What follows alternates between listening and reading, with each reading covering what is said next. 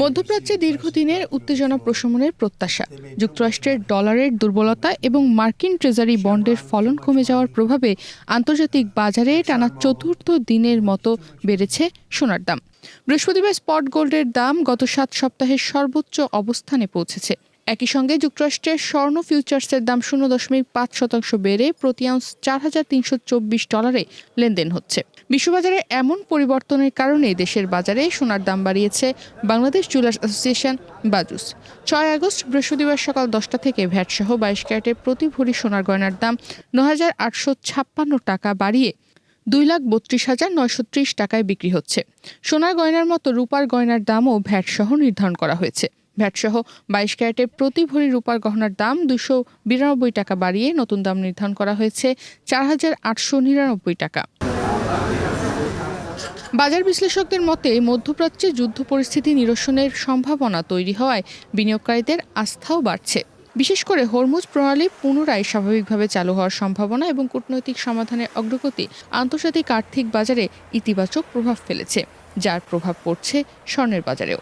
নতুন মূল্য অনুযায়ী 6 আগস্ট বৃহস্পতিবার সকাল 10টা থেকে ভ্যাটসহ 22 ক্যারেটের প্রতি ভরি সোনার গয়নার দাম 9,856 টাকা বাড়িয়ে নতুন দাম নির্ধারণ করা হয়েছে 2,32,930 টাকা। 21 ক্যারেটের এক ভরি সোনার গয়নার দাম 9,448 টাকা বাড়িয়ে নতুন দাম নির্ধারণ করা হয়েছে 2,22,491 টাকা। এছাড়া 18 ক্যারেটের প্রতি ভরি সোনার গয়নার দাম 8,106 টাকা বাড়িয়ে নতুন দাম নির্ধারণ করা হয়েছে 1,91,056 টাকা। আর সনাতন পদ্ধতির প্রতি ভরি সোনার গয়নার দাম 6,590 টাকা বাড়িয়ে নতুন দাম নির্ধারণ করা হয়েছে 1,56,064 টাকা। এর আগে গত 31 জুলাই সকাল 10টা থেকে ভ্যাটসহ 22 ক্যারেটের প্রতি ভরি সোনার গয়নার দাম 2,216 টাকা বাড়িয়ে নতুন দাম নির্ধারণ করা হয়েছিল 2,23,074 টাকা। এছাড়া 21 ক্যারেটের প্রতি ভরি সোনার গয়না আজ সকাল 9টা 59 পর্যন্ত 2,13,043 টাকায় বিক্রি হচ্ছিল। গত কয়েক বছর ধরে বলতে গেলে ধারাবাহিকভাবেই বেড়েছে সোনার দাম। তবে 2026 সালের শুরুতে দেশের বাজারে 22 ক্যারেটের প্রতি ভরি সোনা 2,24,182 টাকায় বিক্রি শুরু হয়। 2026 সালের জানুয়ারি থেকে এ পর্যন্ত দেশের বাজারে মোট 98 বার সোনার দাম সমন্বয় করা হয়েছে। এর মধ্যে 50 বার দাম বাড়ানো হয়েছে এবং কমানো হয়েছে 48 বার। 6 আগস্ট বৃহস্পতিবার সকালে সোনার নতুন দাম নির্ধারণ করে বিজ্ঞপ্তি দিয়েছে বাজুস। এতে বলা হয় স্থানীয় বাজারে তেজাবি স্বর্ণ বা পিওর গোল্ডের দাম বৃদ্ধি পেয়েছে। এ কারণে সোনার দাম সমন্বয়ের সিদ্ধান্ত নিয়েছে বাজুসের বিজ্ঞপ্তিতে আরও জানানো হয়, পরবর্তী সিদ্ধান্ত না আসা পর্যন্ত দেশের সব জুয়েলারি দোকানে এই মূল্য কার্যকর থাকবে। অলংকারের ডিজাইনের উপর ভিত্তি করে মজুরিও যুক্ত হবে, তবে বিক্রয় মূল্যের সঙ্গে ভ্যাট অন্তর্ভুক্ত থাকায় গ্রাহকদের আলাদাভাবে কোনো ভ্যাট দিতে হবে না। বিশ্ববাজারে সোনার পাশাপাশি অন্যান্য মূল্যবান ধাতু যেমন স্পট সিলভারের দাম 0.1% কমে প্রতি আউন্স $62.02 নেমেছে। অন্যদিকে প্লাটিনামের দাম 1.2% বেড়ে $1,755 পৌঁছেছে, যা জুনের পর সর্বোচ্চ। এছাড়া প্যালাডিয়ামের দামও টানা তৃতীয় দিনের মতো বেড়ে 0.8% বৃদ্ধি পেয়ে প্রতি আউন্স $1,374 লেনদেন হচ্ছে। এ বিষয়ে আইজি মার্কেটসের বিশ্লেষক টনি সাইকামোর বলছেন, মধ্যপ্রাচ্যে কূটনৈতিক সমঝোতা চূড়ান্ত হওয়ার বিষয়ে আশাবাদ বাড়ছে।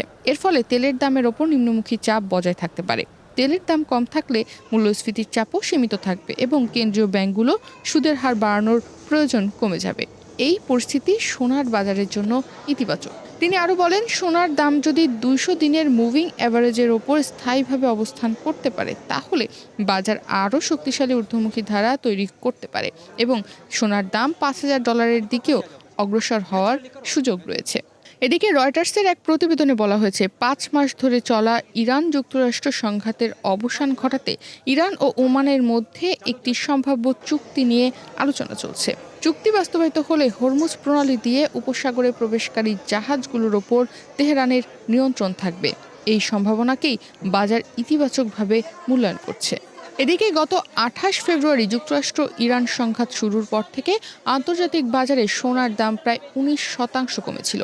তখন বিনিয়োগকারীরা আশঙ্কা করেছিলেন জ্বালানির দাম বেড়ে মূল্যস্ফীতি বাড়বে এবং কেন্দ্রীয় ব্যাংকগুলোকে সুদের হার আরও বাড়াতে হবে। তবে বর্তমানে সেই আশঙ্কা অনেকটাই কমে এসেছে। বাজারে এখন সেপ্টেম্বরে যুক্তরাষ্ট্রের সুদের হার বাড়ানোর সম্ভাবনাও কমে গেছে। 2 দিন আগেও যেখানে বিনিয়োগকারীরা ৬৭% সম্ভাবনা দেখেছিল, এখন তা নেমে এসেছে ৫৫%। সুদের হার বৃদ্ধির সম্ভাবনা কমে গেলে সাধারণত সুদবিহীন সম্পদ হিসেবে সোনার প্রতি বিনিয়োগকারীদের আগ্রহ বাড়ে। এদিকে যুক্তরাষ্ট্রের 10 বছর মেয়াদী ট্রেজারি বন্ডেরও ফলন কমেছে এবং ডলারের সূচকও দুর্বল হয়েছে। ডলারের মূল্য কমে গেলে অন্যান্য মুদ্রার ক্রেতাদের জন্য সোনা তুলনামূলকভাবে সস্তা হয়ে যায়, ফলে আন্তর্জাতিক বাজারে চাহিদা বাড়ে। বিনিয়োগকারীদের নজর এখন শুক্রবার প্রকাশিত হতে যাওয়া যুক্তরাষ্ট্রের জুলাই মাসের নন ফার্ম পেরোলস এর প্রতিবেদনের দিকে। এর আগে প্রকাশিত এডিবি কর্মসংস্থান প্রতিবেদনে দেখা গেছে, জুলাই মাসে যুক্তরাষ্ট্রের বেসরকারি খাতে কর্মসংস্থান বৃদ্ধির গতি কমেছে। দুর্বল শ্রমবাজারের ইঙ্গিত সুদের হার বৃদ্ধির সম্ভাবনা কমিয়ে সোনার বাজারকেই সমর্থন দিচ্ছে। এখন দেখার বিষয় সোনার বাজার কোন দিকে যায়। বিশ্ববাজারে যেহেতু সোনার দাম বাড়ছে, তাই ধারণা করা হচ্ছে দেশের বাজারেও সোনার দাম আরও বাড়তে পারে। তনিমা রহমান, বাংলাদেশ প্রতিদিন।